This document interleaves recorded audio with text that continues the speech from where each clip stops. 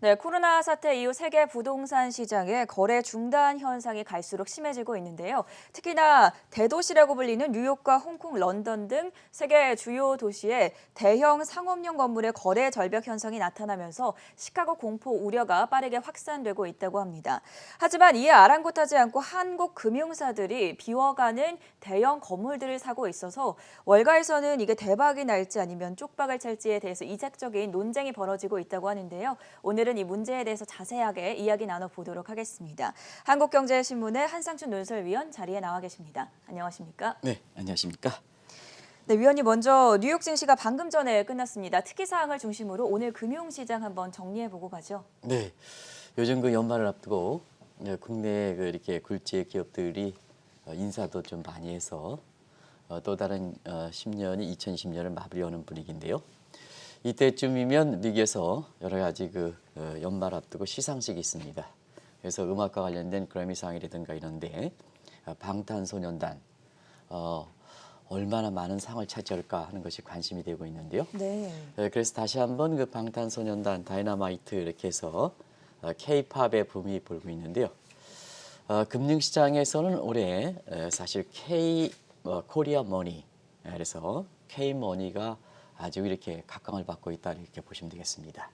일단은 그 코로나 직후에 동학개미들이 이걸 서학개미를 대면서 미국 주식에 자금을 부는 과정에서 한국의 그 겁없는 서학개미들 해서 코리아 머니에 대해서 얘기가 나왔습니다는 3일 전에 미국의 부동산 시장에 한국의 그 자금들이 아주 물밀듯이 들어옴에 따라서 월시트전에서는 한국에 이렇게 부동산 시장에 자금이 들어오는 문제를 처음으로 이렇게 짚어줬거든요. 네.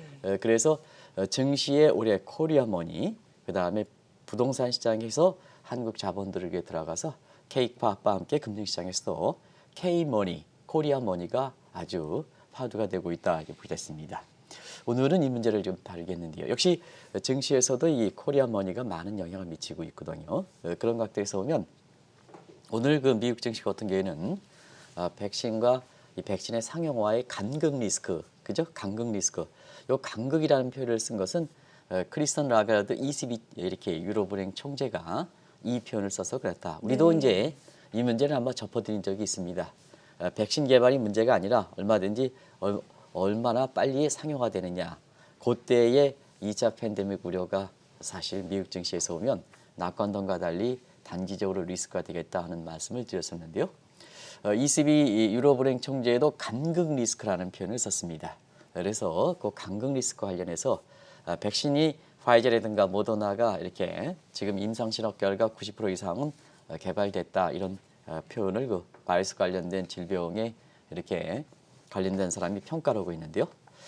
상용화는 아직 안 되고 있거든요. 그렇죠. 그러다 보니까 우리 캐스터분이라든가 아까 서탐장께서 말씀해 주셨습니다는 겨울철에 코로나 확진자 수가 아주 급증하고 있다 이렇게 보겠습니다.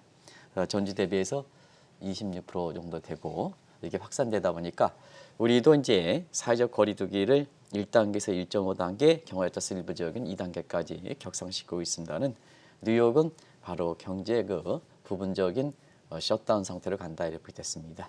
그래서 뉴욕의 그 공립학교, 미네소타라든가 시카고 이런 데는 전부 영업점 일시급 봉쇄에 들어가는 상태죠. 이런 상태에서 실업 청구 건수가 또다시 그 증가함에 따라서 미국에서 이렇게 보면은 경기 제도나 우려 이것이 미국의 월가에 부각했다 이렇게 됐습니다. 그래서 이 문제가 이렇게 부각되면서 어제도 다우존스가 비교적 큰 폭으로 떨어졌고 네. 오늘도 다우존스 지수가 떨어졌죠. 나스닥은 사실 언택 주식이 다시 부각되면서 코로나 직후와 마찬가지로 나스닥 지수는 올랐습니다는 다우존스 지수, S&P 지수는 경기 재둔화에 대한 우려 때문에 떨어졌다 이렇게 됐습니다. 네, 장 마감에는 네, 그렇죠. 그렇지만 미 의회가 주도해서 장 마지막에 다시 다음 자막 돌려주시겠습니다. 네.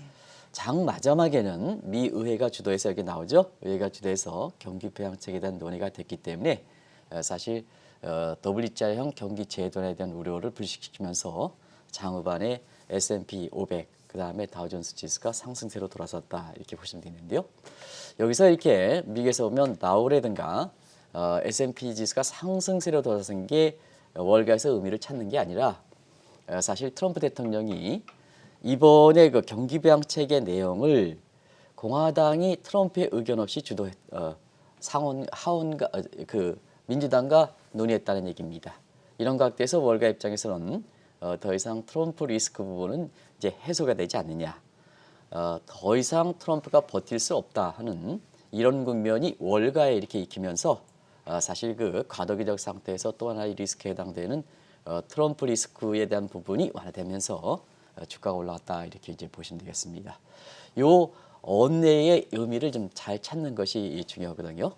경기 부양책이 공화당과 그다음 민주당이 이렇게 주도해서 역시 공화당 입장에서도 차기 선거 또 본인들의 이렇게 이후에 그 의회직을 유지한다는 차원에서 보면 더 이상 집권당의 공화당이 대통령인 트럼프가 하지만 이 문제를 끌고 가서는 공화당의 공화당의 이렇게 명성이라든가 의원 자체적으로의 어떤 신용 상태에 문제가 있을 거다 해서 트럼프를 버리기 시작했다는 얘기입니다. 네. 이것이 이제 사실 장마판에 다우와 S&P 지수를 끌어올렸던 배경이 된다 하는 걸 말씀드리겠습니다. 그런 내용을 아마 시청자분께서 지금 내년 1월 20일까지 가장 관심이 됐던 리스크 부분이 트럼프 리스크거든요. 그래서 경우에 따라서는 바이든 대통령이 바이든 당선자가 사실 그 트럼프에 대해서 아무리 개인적 문제가 있다 하더라도 용서하는 분위기. 왜냐?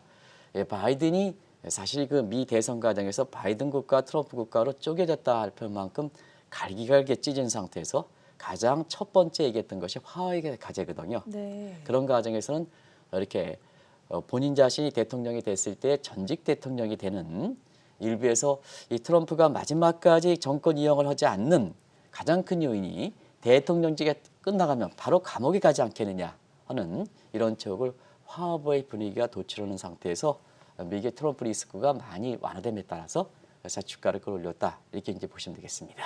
방금도 말씀을 해주셨지만 장중에만 하더라도 다우와 S&P 500 지수가 하락하고 있었는데 장 막판에 추가 부양책 경기 부양책 기대감에 힘입어서 결국에는 3대 지수 모두 상승 마감에 성공했다라고 짚어주셨습니다. 어제 국내 외환 시장을 보면 원달러 환율이 상당히 요동쳤습니다. 정반대의 흐름을 나타냈는데 어제 시장 어떻게 보셨습니까? 네, 어제도 이제 우리가 이 시간을 통해서 사실 환율 하락 속도가 환율 하락 거는 것은 내수장 부양권고 경제의 독립성과 안정성을 위해서 바람직하지만 경제 주체들이 대응하지 못할 정도로 하락 속도가 빠르다 보니까 네. IMF에서 허용하는 스무딩 오퍼레이션 차원에서 환율 하락 속도를 좀 조정할 필요가 있다 하는 이 말씀을 드렸습니다.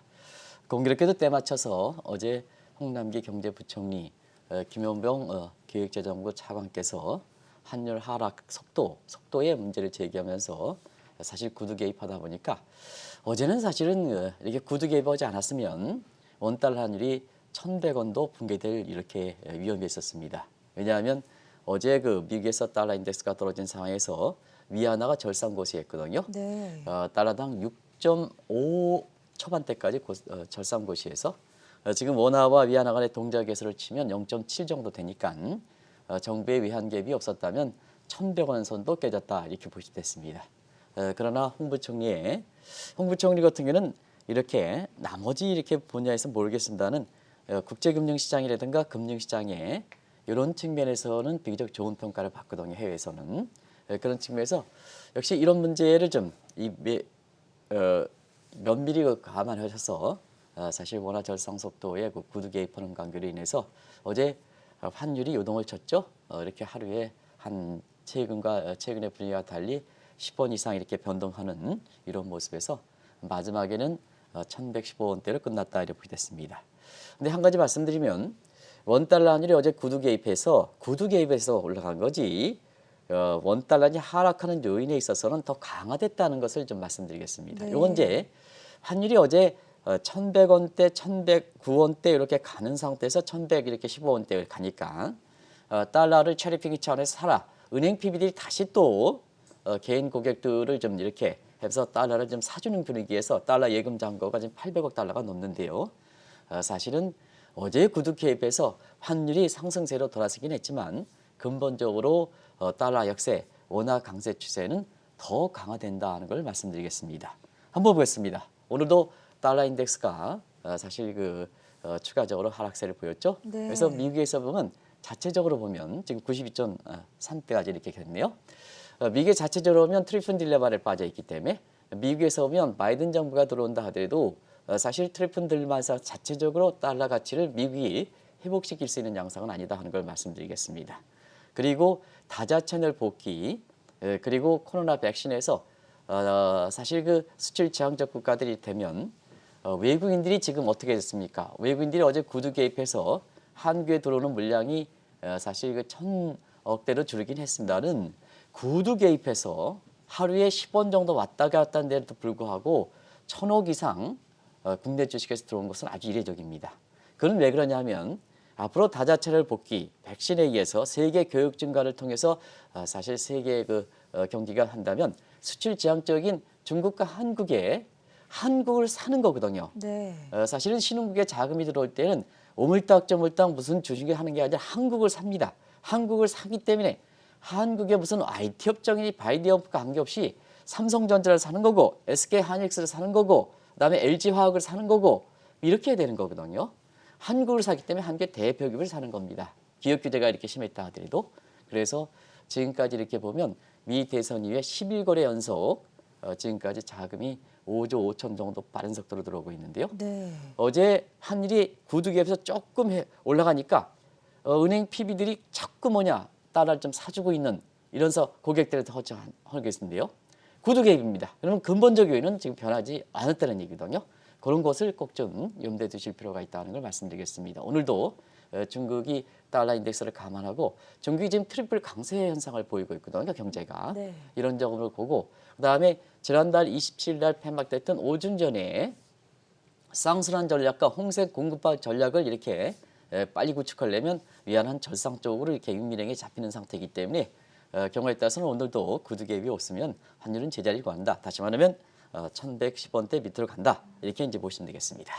이런 가운데 2차 팬데믹 우려로 미국의 주요 도시가 다시 봉쇄 조치에 들어간 상황에서 한국 금융사들이 이들 도시에 속한 대형 산업용 건물을 사들여서 주목이 되고 있는데요. 이번 주 내내 크게 보도가 되지 않았습니까? 네, 사실 저도 국제금리 시장 30년 종사합니다는 네. 세계적인 신문 파이낸셜 타임스와 함께 월스트리트전에서 한국의 코리아 머니가 미국의 뉴욕이라든가 이렇게 대형 상업용 건물을 집중적으로 매입하고 있다 해서 이게 크게 보던 건 처음인 거 아닌가 생각합니다. 그렇죠. 그래서 사실 그 다른 문제로 인해서 급한 문제로 해서 조금 지연되긴 했지만 이 문제도 왜 K-팝과 함께 금융시장에서는 동학개미, 성학개미 함께 증시해서 부동산 시장에서도 코리아 머니가 이렇게 열풍이 있나 하는 것을 좀 말씀을 드리면요. 사실은 왜 이렇게 열풍이 되냐면 이렇게 월스트리트전에서 이렇게 보면 뉴욕의 건물, 대형 상업용 건물은 번창을 해서 과열이 해서 코리아 머니가 들어온 건 아니거든요. 네. 코리아 머니가 들어오긴 하지만 뉴욕의 대형 상업용 건물이든가 미국의 주요 도시의 상업용 건물은 아주 찬 기운이 돌아가거든요. 그러다 보니까 이게 이색적으로 이 배경이 뭘까 하는 이 측면에서 사실 월스트리트저널이 코리아 머니에 대해서 썼다 이렇게 보겠습니다. 지금 보면 우리가 8월 달에도 이와 같은 현상을 한번 짚어드린 적이 있습니다. 지금은 이렇게 뉴욕 같은 경우에는 대형 상업용 건물은 거래 절벽에서 거래 절벽하면 거래량이 중단되고 가격 하락세를 되는 거거든요. 가격 하락으로 이렇게 세가 더 확장되는 상황이다. 실제로 이렇게 보면 저도 이제 이렇게 사실 미국에 이렇게 개인적으로 연고가 있는 상태 이렇게 보면 뉴욕에 지금 가면 굉장히 흉흉하다 그럽니다. 네. 아주 흉흉하다 그럽니다. 다시는 뉴욕이 옛날에 좀 영원한 시대로 다시 이렇게 될까 하는 측면에서는 굉장히 회의적 시각이 많습니다. 건물이라는 건 한번 사람이 거주하지 않았다면 감가상각뿐만 아니라 관리가 안 되면 그렇죠. 굉장히 안 좋게 되는 계거든요. 우리가 네. 상가 같은 경우에는 좋을 때는 효자가 되지만 나쁠 때는 아주 악동이 된다 이런 얘기가 자 감가상각 안 들어오죠. 그다음에 건물세 내이죠. 뭐 내이죠. 권리금 없어지죠. 하니까 굉장히 다른 어떤 자산 투자보다도 굉장히 악순환이 되는 거거든요. 그런 것 같아서 최근에 미국의 뉴욕뿐만 아니라 주요 도시 그다음에 홍콩과 런던과 베를린 같은 똑같은 현상이 나타나고 있다 이렇게 됐습니다. 그래서 8일에 한번 시카고 공포에 대해서 한번 말씀드린 적이 있습니다는 그와 네. 비슷한 쪽으로 월스트리트전에서 지금 이렇게 움직임을 이렇게 되고 있는데요. 그에 진전된 사항을 좀 말씀드리겠습니다. 그때는 그 거래 절벽 때만 이렇게 해서 아직까지는 가격 하락세로 그렇게 많이 되지 않는다 하는데요. 지금 3개월이 되는 시점에서 굉장히 거래 절벽이 가격 하락세로 나오고 있습니다. 그런 측면은 세 가지 측면에서 이 웰스 파고는 대부분 다 부동산과 관련돼서 비교적 통계가 좀 잘 잡는 이런 대형 금융사입니다. 대형 상업용 건물의 가격 하락세가 굉장히 빠르다 네. 하는 것이 거래 절벽이 이어서 더 이렇게 진전된 상황이다 이렇게 볼 때 있고요. 또 한 가지는 공실률의 가속도 법칙도 나타난다. 뉴욕 등에서 나타난다. 이걸 이제 새로운 용어로 이렇게 나오고 있습니다. 그래서 공실률의 가속도 법칙, 이것도 뉴욕의 그 대형 상업용 건물에서 나타나고 있다. 이렇게 이제 보시면 되겠고요. 그다음에 우리가 서프라임 당시에 많이 얘기했던 소위 그 바퀴벌레 이론, 아침에 이런 얘기해서 죄송합니다는 카크로치 시오리 같은 바퀴벌레 이론이 재등장하고 있다 하는 이 측면이 사실 8월에 거래 절벽에 짚어드린 데 이어서 더 악화되는 상황이 이렇게 맞고 있는데 왜 정작 코리아 머니들은 이렇게 싸늘하게 죽어가는 뉴욕 금융시장에 그다음에 미국의 부동산 상업용 건물 시장에 왜 자금은 들어오고 있는지 다들 이렇게 월스트리트저널과 같은 이런 데서 한국의 이런 자금을 이례적으로 보도하는 것은 그렇게 드문 일은 흔한 일은 아니거든요. 네. 그래서 지금 이게 월가에서 굉장히 관심이 되고 있다 이렇게 보시면 되겠습니다. 지금 보니까 새로운 용어들이 많이 등장을 했습니다. 거래 절벽부터 공실률 가속도 법칙 그리고 바퀴벌레 이론을 말씀해 주셨는데요. 먼저 이 이론들부터 한번 정리해 보고 가죠. 네, 거래 절벽은 아마 이전에도 설명드렸고 이건 뭐 시청자 여러분이 국내 부동산 시장에서도 거래 절벽 현상이 나타나기 때문에 다들 잘 아실 겁니다. 그래서 논리절개를 위해서 거래 절벽을 좀 잠시 말씀드리면 이 용어가 처음 절벽 현상이 나온 게 원자재 시장입니다. 네. 우리가 보면 지금 바이든 정부 시기에 CO2 가스를 발생하는 석탄이라든가 원유 같은 경우에 지금 관심이 되고 있습니다는 이게 매장량이 한계가 됐기 때문에 사실 매장량까지 캐기까지는 원유 공급이 증가하지만 딱 해서 이 매장량이 한계일 때까지 다 캐내면 그에서는 캐낼 게 없거든요. 그러면 서서히 소프트랜딩 된 게 아니라 절벽처럼 떨어진다 하는 측면에서 원자재 시장에서는 피크 시어리 정점이라는 것이 경제 용어에서 크리프라는 절벽 용어의 원류가 되고 있다고 보셨습니다. 근데 한동안 잊어졌던 이 절벽 현상이 이렇게 되는 것은 2011년 시청자 여러분 잘 아시죠? 이때 당시에 금융위기 때 연방정부가 펑펑 쓰다 보니까 미 의회에서 정했던 연방부채 한도를 꽉 차버렸거든요. 네. 그러면 이게 한도 증액이 없으면 그냥 지출을 못하게 해죠. 꽉 찼으니까. 그래서 수표로 따른다. 이게 피스칼 크래프다. 여기서 나왔다 이렇게 됐습니다. 그래서 이 용어가 나오면서 미국이 S&P가 2차 세계대전 유지했던 국가신용등급 트리플 A 등급을 한 단계 강등시켰던 사건이 이때입니다. 이때가 피스칼 크래프 재정 이렇게 절벽이라는 용어가 나오면서 지금은 경제에서 많이 사용하고 있다 이렇게 이제 보시면 되겠습니다. 경제 공부하는 차원에서 그런 쪽에 좀 더 첨가해서 말씀드렸고요. 네. 최근에 사는 것은 공실력 가속도 법칙은 우리나라 중기업 부동산 중기업자들도 잘 아시는 것 같습니다. 우리가 상업용 건물 같은 경우에는 대부분 다 권리금이 있거든요. 네. 권리금이 있으니까 아무리 이렇게 마지막까지 버틴다는 얘기입니다. 마지막까지 버티다가 사실 또 누가 앞서서 이 건물을 이렇게 내놓느냐 거기까지 버틴다는 얘기입니다.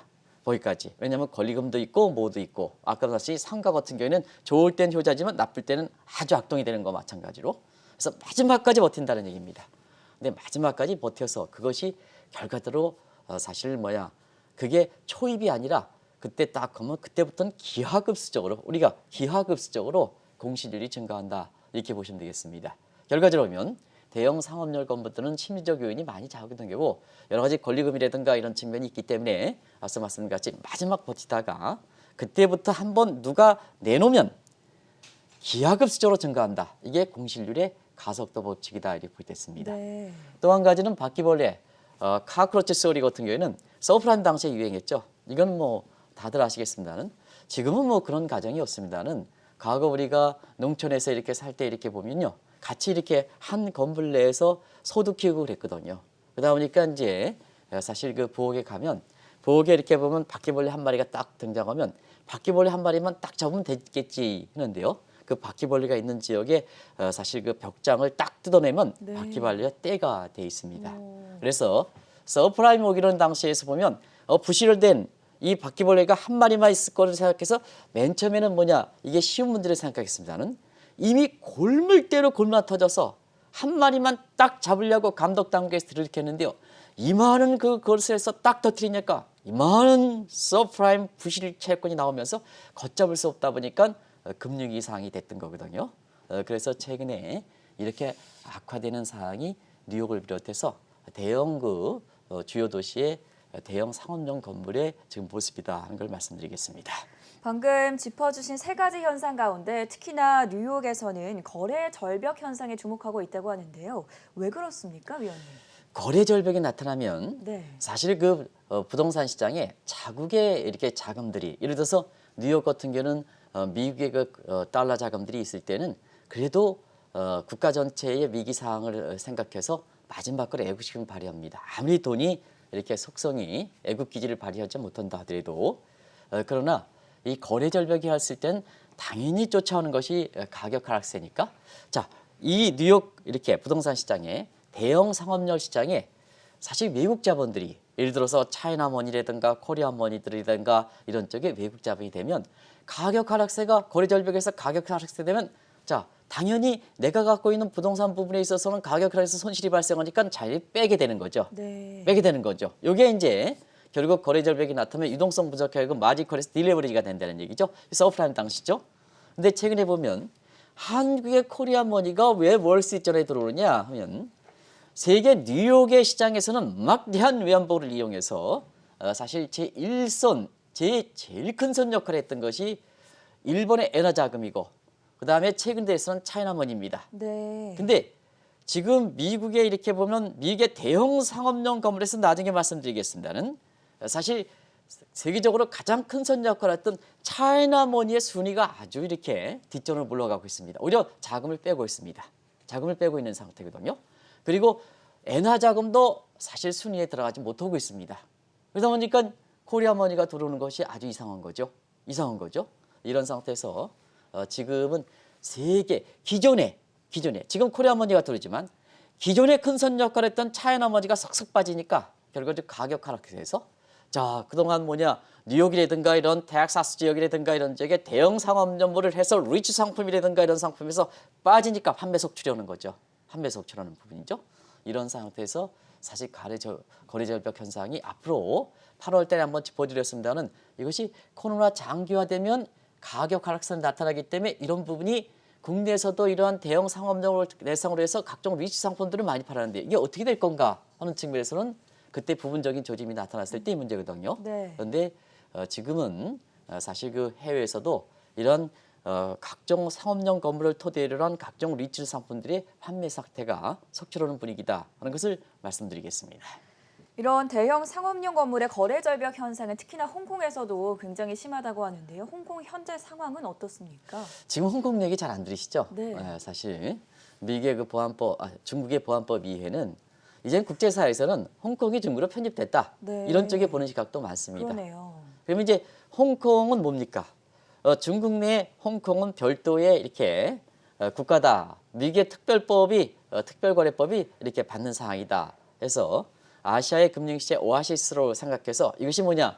약속한 대로 이렇게 지켜지지 않고 중국의 보안법에 의해서 지금 바이든 정부가 들어오면서 시진핑이라든가 이런 시각이, 자, 중국 결속을 다지는 이런 쪽의 전략을 추진하는 상황에서 전략을 다진다는 것은 내부뿐만 아니라 해외 중국과 관련된 영향을 흡수하는 상태에서, 네. 자, 수입 상품으로서 받아들인다. 위안화 절상으로서 다른 국가 절하되니까 수출상 받아들인다 하는 이런 저다 보니까 결국 홍콩이 지금 잘 등장하는 것은 중국에서 지금 흡수하는 분위기다 이렇게 됐습니다. 그러다 보니까 과거에 홍콩의 특별 지역으로 생각해서 자금 들어가고 건물 들어가고 상업 상품 들어가고 했던 부분이 지금은 사실 현상이 굉장히 더 악화되는 상황이다 이렇게 됐습니다. 심지어는 홍콩에 자유롭게 살던 사람들도 이제 본국으로 이렇게 속속 돌아가고, 그리고 거기에 있었던 중국 사람들, 홍콩 사람들 같은 경우도 지금은 영국으로 많이 갑니다. 트럼프 네. 대통령은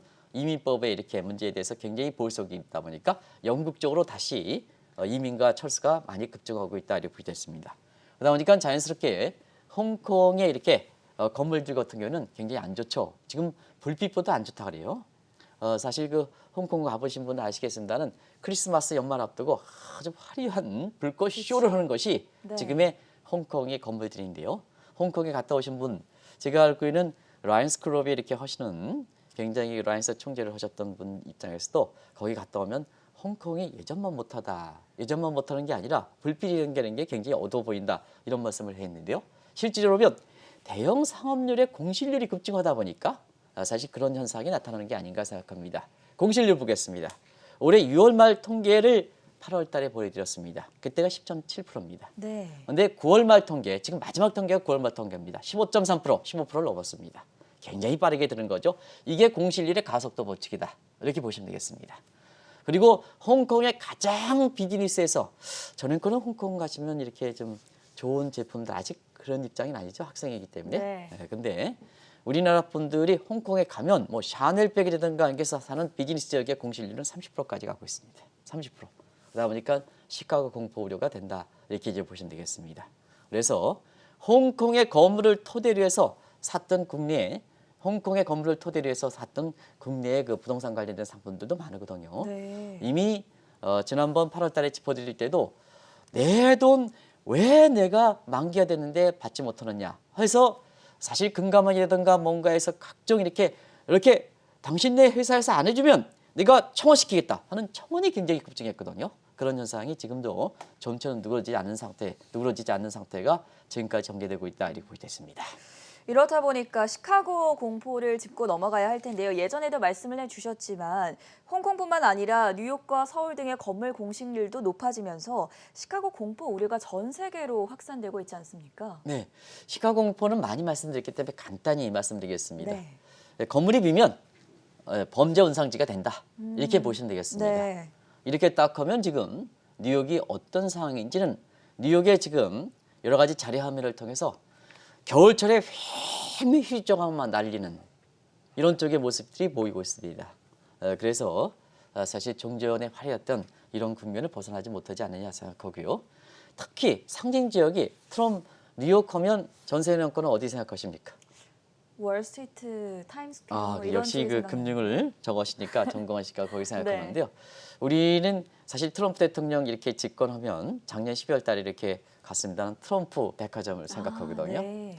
트럼프 백화점에 현직 대통령 물론 바이든 당선자로 교체될 명이 있습니다는 거기에 홈레스들도 왜 내가 이런 상황이 빠져 있었을까? 트럼프 대통령 때문에 문제다. 부자를 위한 감세 정책, 트럼프 대통령 때문에 문제다. 그래서 사실상 시청자 여러분도 아시겠으나 홈레스들이 많이 이렇게 기거했던 지역이 사실 그 힐튼 저기 무슨 호텔이죠? 미국의 갑자기 생각이 안 나는데요. 네.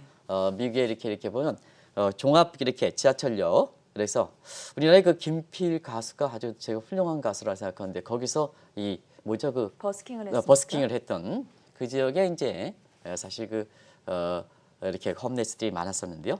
최근에 보면 트럼프가 내가 트럼프 때문에 당신 뭐냐? 내가 트럼프 때문에 이렇게 됐다 해가지고 이 홈레스들이 트럼프 백화점으로 집중되는 이런 모습을 좀 보이고 있다 합니다. 그런 과정에서 이렇게 극도의 이렇게 안 좋은 상태를 해서 그 트럼프 백화점에 고객들이 물론 안 들어가지만 사실 더 이렇게 집중하는 것이 최고 통수권자가 백성을 위해서 잘못하면 마지막에 어떤 모습을 보여주느냐 하는 것도 사실 시카고 공포와 관련해서 시청자 여러분한테 전해줄 이런 상황이 되지 않느냐 많은 시사점을 던져줄 거 이렇게 보이는데요. 최고 통수권자 백성을 위한다 해서 백성을 위하지 않고 다른 데 하면 가다피라든가 그다음에 트럼프와 마찬가지로 네. 홈레스들도 트럼프 백화점에 집중적으로 이렇게 주변에 기거하는 이런 모습을 보이고 있다. 그래서 이게 바로 시카고 공포의 모습이다 이렇게 됐습니다. 상황이 이렇게 심각함에도 불구하고 왜 국내 금융사들은 미국의 대형 상업용 건물에 지난해보다 더 많이 투자를 했는지 어디서 이유를 찾아볼 수 있겠습니까? 이 보도가 오래된 게 아닙니다. 네. 이렇게 3일 전, 우리 그쵸. 시간으로 보면 3일 전에 보도한 거죠. 미국 시간으로 17일 날 보도했으니까 우리가 20일이니까 딱 이틀 전에 미국이 19일이니까 지금 이틀 전에 보도했던 날입니다. 근데 누가 했느냐? 월시트저널에 했습니다. 월시트저널은 한국에 대해서 그렇게 많이 보도하지는 않습니다. 네. 다들 아시겠습니다는. 최근에는 일본의 파이낸셜 타임스가 넘어가면서 파이낸셜 타임스가 볼서긴 하지만 한국에 대해서 더 이렇게 보도하는 상황이고 월시트저널은 그렇게 보도를 많이 하지 않습니다. 근데 어느 기간 월시트 정도로 되면요. 사실 한상준 논설위원이 얘기했다면 이렇게 거기에 적진 않습니다. 그만큼 신빙성이 높은 사람들 이렇게 해서 자료를 인용한다는 얘기입니다. 그런 측면에서는 리얼 캐피탈 어널리티크 해가지고 어널리티크의 자료를 이용해서 월시트저널이 코리안 머니를 보도했습니다. 그러면 그 상황을 보겠습니다. 일단은 분위기가 싸하는데 코리안 머니가 얼만큼 들어오냐. 한국의 금융사들이 대부분 다 증권사라든가 특히 연금이라든가 이런 데서 대체투자 대체차하는데요. 지금 뭐냐. 올 들어서 9월까지 15억 6천만 달러가 들어오고 있습니다. 작년에 같은 기간에 보면 12억 4천만 달러입니다. 그러면 작년에 코로나 이전이고 지금 코로나 이후입니다. 가장 큰 타격을 받고 있는 것이 상업용 부동산입니다. 호텔이든가 이런 오피스텔이 되겠죠. 근데 작년 대비해서 25.8%입니다. 이 자체로 분위기가 달리 이렇게 코리안 머니가 들어오다 보니까 결과적으로 월시트저널에서 이게 보도하고 있다고 보겠습니다. 순위상으로 보면 작년보다 25.8%고 국가별 순위를 보겠습니다. 작년에 우리가 10위였습니다. 근데 지금은 차이나머니 이거 다 에나머니 전부 빠지고 어디가 1위냐면 이거는 뭐냐 투자적인 관점보다는 사실 캐나다와 독일이 1, 2위를 차지하고 있습니다. 네. 한국이 3위입니다. 한국이 3위입니다. 그래서 이것이 사실상 뭐냐 월시트저널에 이색적으로 보도할 정도로 이게 관심이 되고 있다고 보시는데요. 자 그러면 중요한 것은 한국의 금융사들이 이렇게 투자했을 때 돈을 벌겠느냐 안 벌겠느냐 이게 월가에서 이색 논쟁이죠. 그렇죠. 가장 중요한 문제죠. 그렇죠. 그래서 대박과 쪽박 논쟁이 코리아 머니들이 이렇게 지금 분위기가 싸우는 상태에서 들어오겠느냐 들어오는데 이게 대박과 쪽박이 되느냐 하는 측면에서 일단은 매입하는 시점이 다르고 대체로면 한국이 대외적으로 이렇게 투자할 때 선발 금융사들이 있습니다. 선발 증권사들 아마 어떤 증권사들인 제가 이렇게 이해관계상 말씀드리지 않겠습니다. 선발로 글로벌에 먼저 했던 이런 후발로 쫓아가는 이런 게 지금의 코로나 직후의 코리아머니의 실체를 보는데요. 자, 매 시점이 다릅니다. 또 환해지를 했느냐 아니냐에 따라 다르긴 하지만 일단은 과거에 환해지를 안 하는 모습에서 왜냐? 자, 앞으로 달러가 강세해야 된다 하는 입장이 주도가 됐거든요. 그래서 아마 강세가 되면 환해지를 안 하는 겁니다. 코로나 직후에는 그게 코리아머니에 주도했던 증권사를 포함한 은행이 있는 그 업체에 이렇게 보면 최근에 보면 이렇게 했던 것도 이렇게 문제가 되는 부분인데요. 네. 지금 그런 데 보면 왜 이렇게 미국에 주식 사고 미국에 그렇게 상업용 건물 사느냐 하는 측면에서 앞으로 달러 강세된다, 원달러 올라가 환해지 안 해. 그리고 뭐냐 미국의 부동산 사면 캐피탈 겟에서 돈 넣고 그 다음에 환율이 올라가면 한 차이 이것까지 되거든요. 근데 거꾸로 지금 한 차선이 이렇게 3월 달에 1280원에서 1110원으로 되니까 한 차선만 하더라도 환해지를 안 했다면 한 차선만 해도 크게 지금 손실을 보고 있다. 이렇게 보시면 되겠습니다. 네. 그러면 이제 지금부터는 자 앞으로는 코로나 포스트 코로나 시대 백신이 되면 미국의 뉴욕 시장이 상업용 건물이 다시 활기를 찾겠느냐. 그러면 이제 한국의 코로나들이 자 지금 가격이 그렇게 많이 떨어지지 않은 상태에서 샀거든요. 그러면 이제 그 포스트 코로나 시대에서 정상화된 뉴욕의 화려한 거리가 되면 지금 상태에서는 이렇게 캐피탈 게인이 되겠죠. 그렇죠. 수익이 되겠죠. 네. 근데 사실은 백신 이런 문제를 된다 하더라도 이제는 구글이라든가 그다음에 페이스북이라든가 이런 데 뉴욕 건물보다는 다른 쪽에 해놓고 있거든요. 네. 온라인상 재택근무도 재택근무가 많이 하고요. 되니까 네. 가보려 그랬었는데 이번에 코로나 때문에 가성비라든가 이런 데 문제가 좋은 상태에서 문제가 발생하지 않거든요. 그러다 보니까 자 본사 자체를 옮기거든요. 네. 그러면 자 지금 상태에서 가격이 하락하는 국면이 있고 그다음에 앞으로 포스트 코로나에서 백신이 개발돼서 해야 된다 하더라도 이전 수준의 화려한 뉴욕으로 가지 않는다면 자 이게 쪽박되지 않겠느냐 하는 이런 책의 내기거든요. 그래서 시청자분도 지금 코리아머니 이 문제가 월시트저널에 보도하는 것도 화제고 코리아머니가 지금 상태에서 들어가는데 환차선이 발생해서 이것도 문제고 근데 앞으로 포스트 코로나 시대에서 이것이 지금 사고 있는데 사실은 이것이 가격이 올라갈까 하는 측면도 시청자분은 한번 이것도 상당히 좀 논쟁거리가 될 것 같습니다. 이런 논쟁을 이 주말을 맞으면서 한번 좀 이렇게 지인들과 한번 얘기해 보는 것도 주말을 이렇게 보낼 때 좋은 이렇게 화제거리가 되지 않겠나 하는 생각이 듭니다. 네, 며칠 전 월스트리트저널이 코리아 머니를 인용을 하면서 한국 대형 금융사들이 미국의 상업용 건물들을 사들이고 있다는 보도를 전한 바가 있었습니다. 왜 이런 투자 판단을 내렸고 또 앞으로 바람직한 투자였는지 현실화되기 위해서 그에 대한 진단 한번 들어봤고요. 지금까지 한국경제신문의 한상춘 논설위원과 함께했습니다. 고맙습니다. 네, 고맙습니다.